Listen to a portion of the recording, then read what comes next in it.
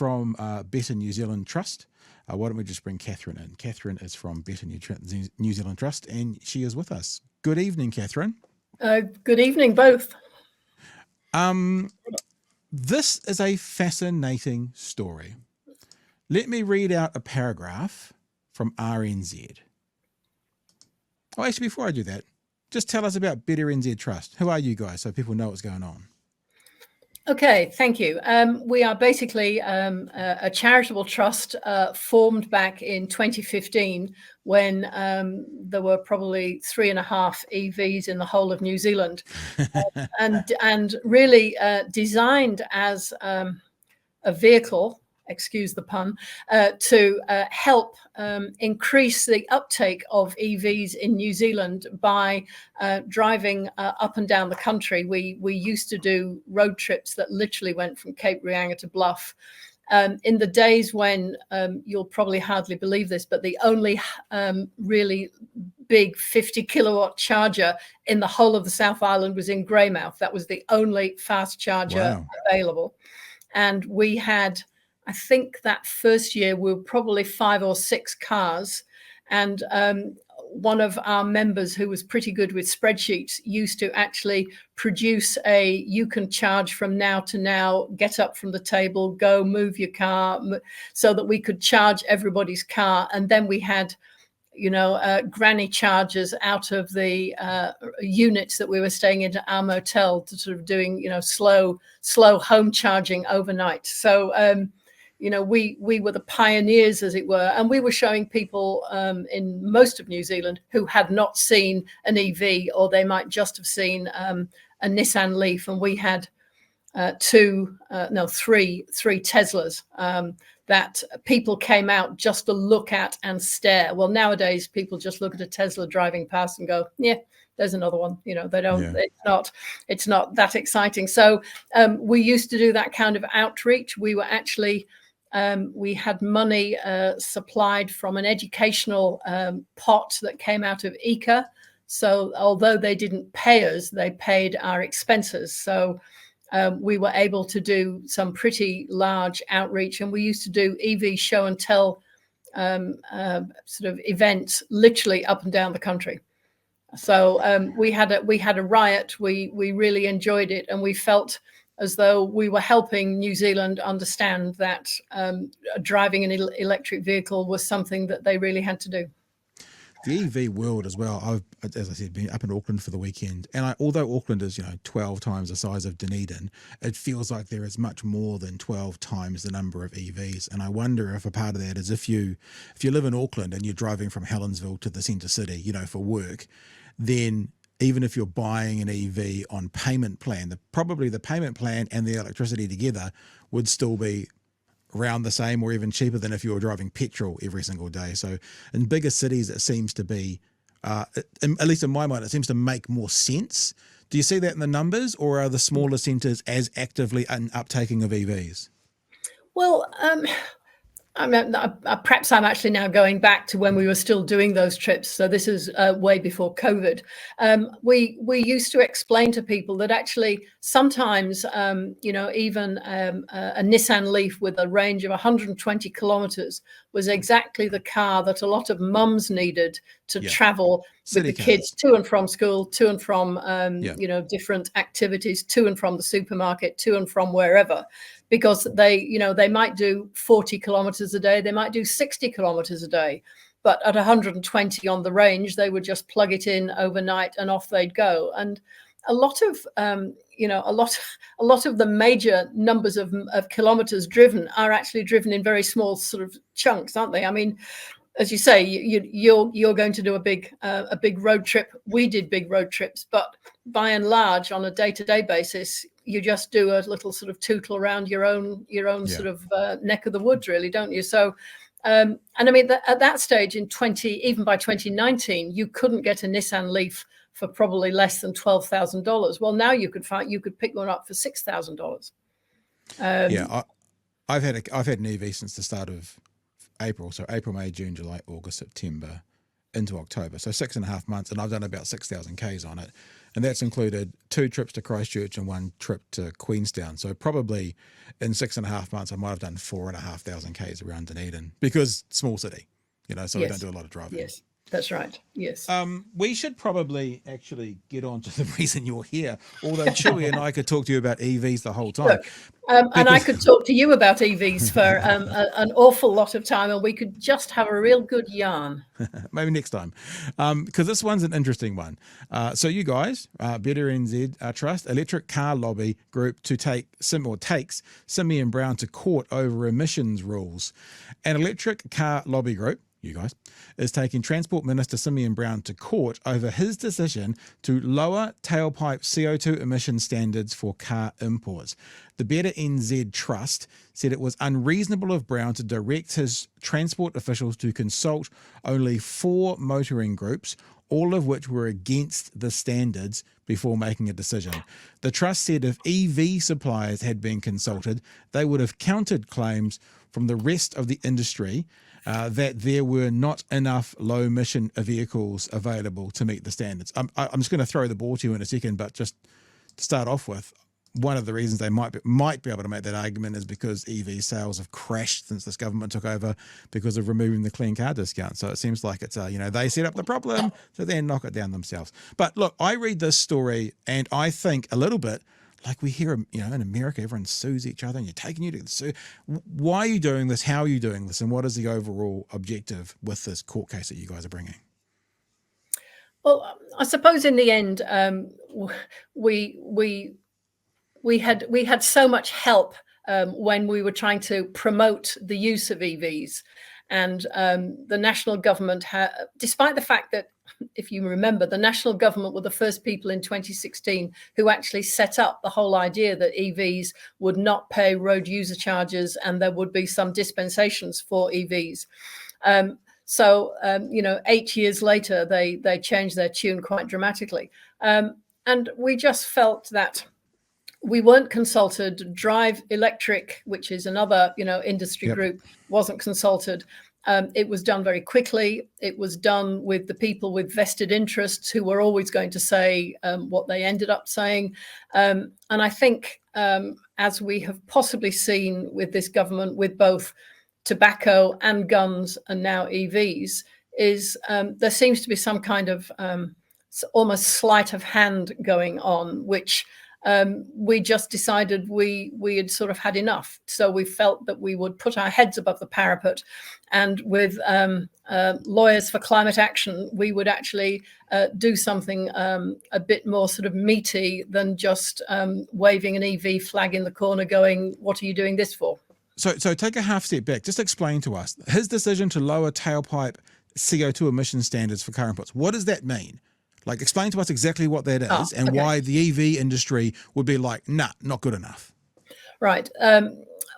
2021, if you remember, the clean car discount came in, which was let's give people money to help buy EVs, because the major, everybody could tell you that the major problem with buying electric vehicles was the upfront cost, because at that stage, the only second-hand vehicles were probably Japanese imported Nissan Leafs, and lots of people who were happy to drive Leafs, lots of people weren't. Some people took exception to Nissan Leafs.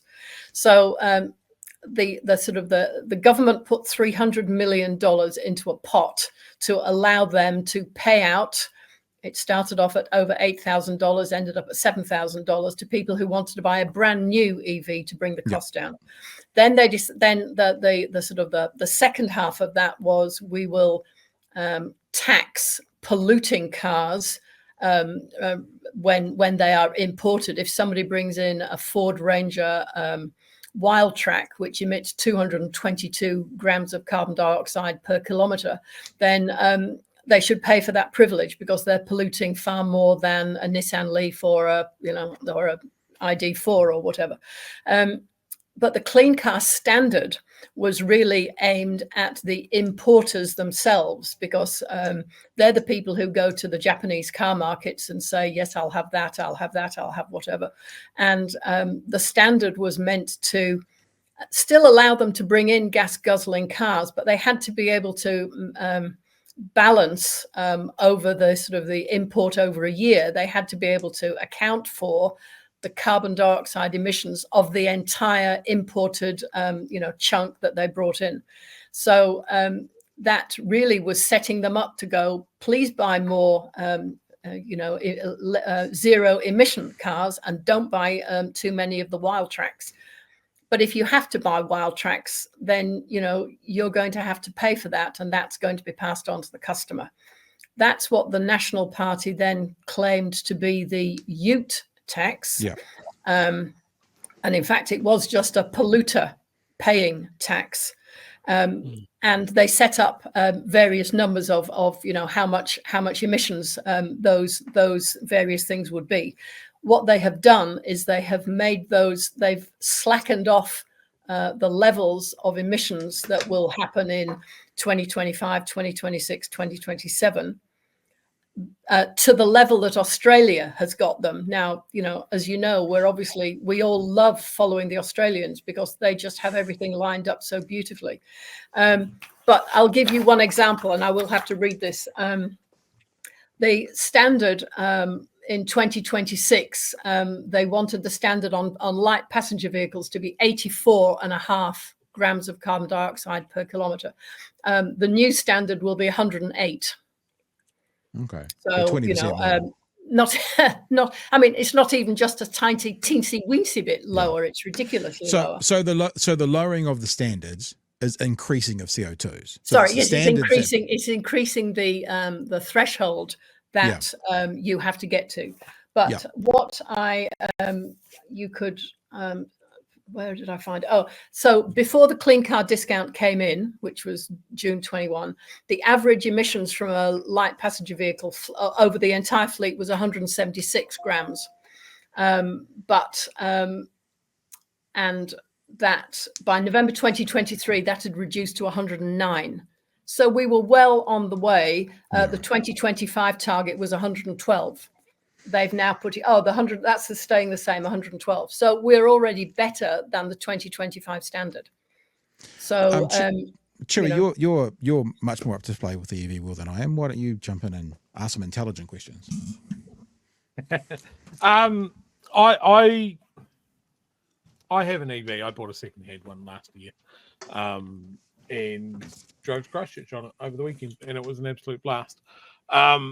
I think what this government has done is thrown out a scheme that was working. As you said, it was a give and take. We bring in more clean vehicles. We put a premium on the ones that we know aren't clean.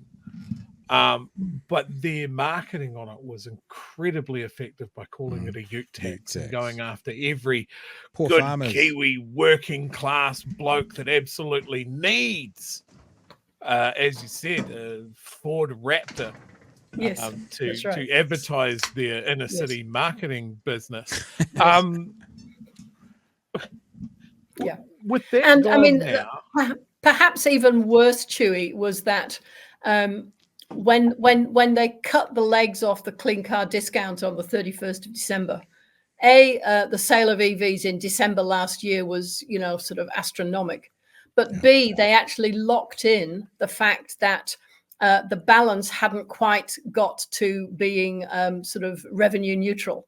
It was damn close, but it wasn't quite there. So then they could say, and we've had, so basically they lost money. If they'd let it carry on, the polluter paying element would have balanced out what they'd been paying out. But in stopping it, that balancing act, just fell by the wayside. So, I mean, that was even more tragic, really, because, it's the downstream effects, isn't it, of more pollution in the atmosphere, more people with asthma, more people going to hospital, having to import more fuel from the Middle East. I mean, you can just go on and on and on for the sort of the unintended consequences. Cherry, I'll come back to you, but I'm just not quite understanding what you guys are saying about National, because don't they love EVs? Didn't they promise to deliver 10,000 EV chargers? And isn't that, as Chewy as you love, isn't that interesting? That's still on their website. 10,000 EV chargers. No, But really? you know what they've done, don't you? Yeah, I'm being facetious. Yes, but well, Genesis have invested into ChargeNet, and Genesis is 50% owned by the government. And the government has been installing chargers since 2016 through the low emission vehicle fund, and giving people 50% for anybody who is invested in, building chargers, whether it be BP or Z or ChargeNet or whoever. So the government have been installing, but there's only 1,400 sort of serious, DC chargers around the whole country. So 10,000 by 2030 must mean that a lot of them will be destination chargers, which have their place, but which are not quite as sexy as DC chargers. Chewy. I think, and I guess this is exactly what the Better NZ Trust is set up to do, right? Is that there are a huge amount of pervasive myths about how bad EVs are for the environment, how difficult they are to run, how quickly you need a battery replacement. And isn't this government just feeding into these? That like even their promise of funding more EV chargers just really played into the fact of like, oh, there needs to be one every 50 Ks, otherwise people won't be able to go anywhere. Yes. EVs are only for the wealthy. I've seen some of these pop up in the chat here. I mean, a car that was 80 grand. The depreciation for people that are selling them is crushing, but it is putting them into the hands of people that can afford them in the secondhand market. Yeah, I bought a car last year that 8 months beforehand would have been out of my reach. And then I bought it for 20 grand. And then I'm seeing the same car pop up on Trade Me for 14. Yes. Now, but you've saved money over 8 months, Chewy. I've saved so much money. It's ridiculous. And even with things like the road user charges, even the things like this ridiculous ACC levy that for me as an EV driver, like my car is for ACC purposes is safer than the average car. Yes, but I'm going to be paying more than the average passenger vehicle because owner. just think what that battery could possibly do to you. I mean, it really is very, very worrisome. I mean, it is misinformation, false advertising, the whole 9 yards. I mean, the only way, trickle down economics actually works in the car market, because people who can afford an $80,000 car they save money, they change it after 5, 6, 7 years, whatever, and that's the second-hand market. And obviously the fleets have been brilliant at putting second-hand cars like Ionics. The Westpac used to have a whole fleet of Ionics, and they would have put them into the second-hand market, and that's how it works. But one of my husband's cousins, just before the clean car discount went, bought a Nissan Leaf that only had a range of 65 kilometers. He bought it for $7,500, I think it was, with the clean car discount for an imported car, which was about $3,000 or whatever. So there he had a car that had actually cost him less than $5,000, and he was running it on the smell of the odd electron or three. So to complain, as a lot of people have, that the clean car discount was only benefiting the wealthy, missed the point by a very large margin. But isn't it fair to say that it's those wealthy Tesla owners like Christopher Luxon's wife that have routed the system, eh? Those wealthy Tesla owners who got the deal. Anyway, hey, look, just to bring it back to where we were as well, because I'm really interested in this court case. What's happening and where is it going? What is the objective you guys want to see? Like, what's next for this court action? Okay, basically, so we have lodged the statement of claim, which from which that press release explains what, why, and how. There are 4 different grounds. There's they failed to consult everybody who would be a stakeholder. They just consulted the people who they thought would help what they wanted to do. The targets for carbon dioxide emissions were meant. It says they are meant to satisfy the minister that they're appropriate to make sure that we increase the supply of low emission vehicles. Well, that's obviously not going to happen. They completely ignored any of the information in the ERP 1, which is climate change plans, which had transport specific policies which were completely ignored. And the government has said in that they want 30% zero emission vehicles by 2035. So all they're doing, if they're slowing down the rate of increase in vehicles, is they're just making that curve to get to 2035 look more like a black ski run. And they've weakened the CCS targets. So Climate Change Response Act, what was that? All about trying to reduction of CO2, but that's what we're not going to do. And I don't know if you were in the plane, Pat, you might not have heard, but Kathryn Ryan also had on this morning a lady who was talking about another research that they've done, and even Simon Watts, who, as you know, is a climate change minister, has admitted there is no way that we can meet our Paris commitments on carbon dioxide without buying in overseas help. And the Treasury reckoned at the end of 2023 that could cost us $24 billion. Now, how many EVs could you buy for $24 billion, do you think? One or two, I think is the answer. Hey, Kathryn, thanks for joining us tonight. Chewy, is there anything else you want to ask or check in before we wrap up? I just want to wrap up that one of the things that we have seen with being an EV owner is it almost seems coordinated. There is just one hit after another. And like, I think we all knew that the road user charges were going to go on, and that's all fair enough. Like, I think most passenger vehicles are going to transition to road user charges in the next couple of years anyway, hopefully. But it's the fact that it has been a year of just targeted stuff at EV drivers. And I've seen that reflected in online commentary of like that we're all freeloaders and we are the ones that are doing all the damage to the roads and that sort of thing. Yes. What in your view is it going to take to shift public perception and these pervasive myths that the government seem to be playing into as well? Chewy, if I knew what that was, then we'd be doing it.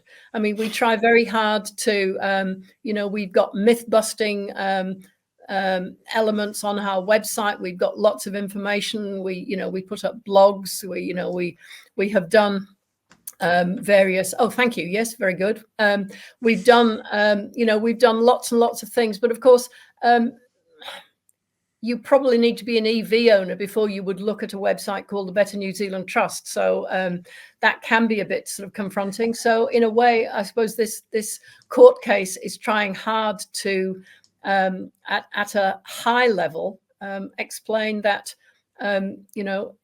we can do all sorts of things, but if we don't have a livable planet and we keep our CO2 emissions down, then the government can do whatever it wants because nobody's going to be here to watch them. The existential threat of climate change doesn't really seem to have hit the general population. And there's we're such a small country, why would we bother? China's the problem, the US is the problem. It's always somebody else's fault, isn't it?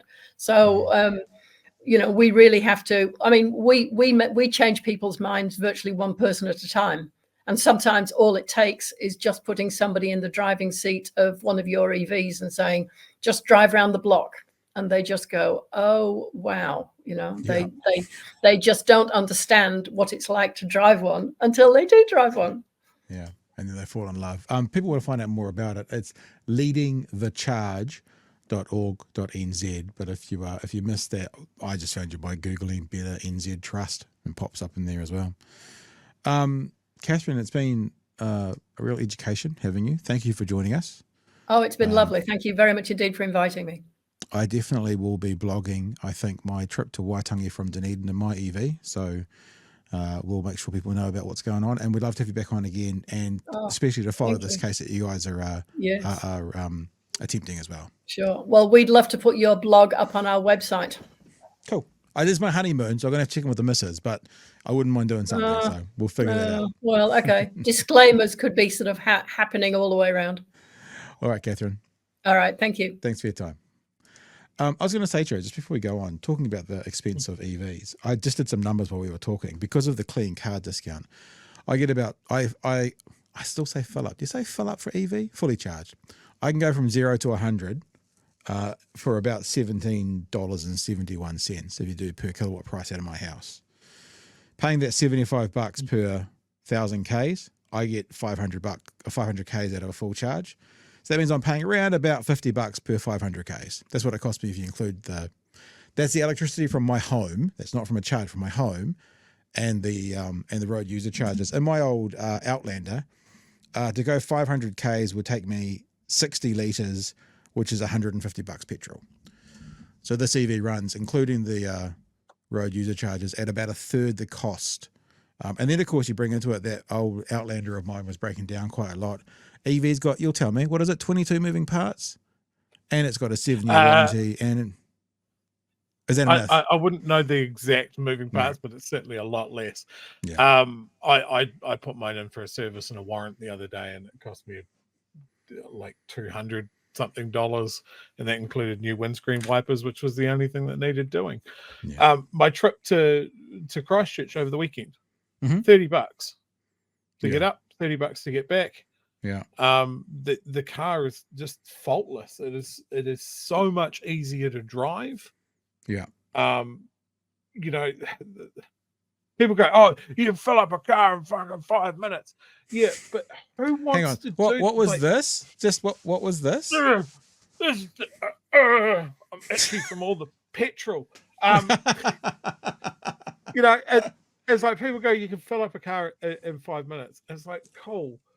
I don't really want to drive for 4.5 hours and only take a 5-minute break. Yeah. It's shit. Yeah. So my car charges in like 10, 15 minutes. Yeah. Go get a in drink. Timaru, at the 200 kilowatt charger in Timaru. Yeah. It's just easy. And this is the thing. Look, I'm what is it when you're evangelical? Like, I see the same comments time and time again. They're just as damaging to the environment. Oh, Chewy. Did you push your button again, bro? Good grief. Hello. Welcome back, button pusher. Hurry up. I really have to remap that button. To remap that button. Good grief. All of the things that I've seen in the chat today that are anti-EVs have just been thoroughly debunked.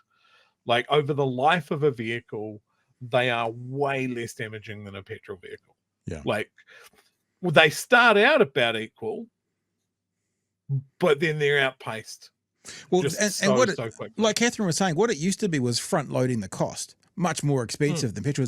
There is a brand new Fiat 500e right now, brand new.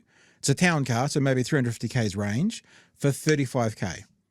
Brand new, 350k Italian Fiat 500e, 35k. That is equivalent to or cheaper than the petrol counterbalance. So that's all changing. That front loading. If you're interested in it, it even makes the engine noises. Which just makes me laugh. You know, you're not going to need a battery replacement in 5 years unless you buy a clapped out Leaf, which is going to be dirt cheap anyway. The batteries don't go into landfill; they get reconditioned. Like, the processes of reconditioning a battery pack now, about 95% efficient. There you go, 28k for an Aura. And also the other thing is I wasn't quite a Neanderthal, but there was a part of me which did, because you're right, Chewie, you do stop when you're traveling for an ice block or a break or a stretch of your legs. But I did kind of want to go, I want to be able to go Dunedin, Queenstown or Dunedin, Christchurch. That was what I'd said. So the car that I bought does about between, say, let's say 410 to 420 Ks open road. It's 550 around town. So that means when we get married, we're going Dunedin, Christchurch, stopping for the night. Christchurch, Picton, stopping for the night. Wellington, I think we're doing 2 nights there. Rotorua, 1 hit. All these are all 1 hits, 2 nights. Auckland, 1 hit. No more charging at the start and finish. 2 nights. Paihia. So I've managed to get luckily get a car that I can do the whole way if we needed to. Although in saying that, Chewie, when I was up in Christchurch on a couple of months ago when it was quite cold, I did do a charge on the way back for safety. But in summertime, it's going to be sweet as with that warmer weather. So that's gone as well. The whole range anxiety thing is gone. You can easily buy an affordable EV with 400 to 500 Ks range. Easy. It's not difficult. They're there if you want to get them. And I see people mentioning, the national grid can't handle it. Maybe if everybody bought an EV tomorrow, which I think we can all agree is unlikely. The fact is people would charge their cars at night when it's cheaper and there's not very many people doing it. And also, if we're afraid of the grid collapsing, why don't we build some more capacity into it? Why don't we do the thing I've been talking about for ages that no government seems to realize, is that we need to get more home solar, more micro generation doing it. Yep. I want to fuel my car from the fucking sun. That is science fiction shit. Let's do that.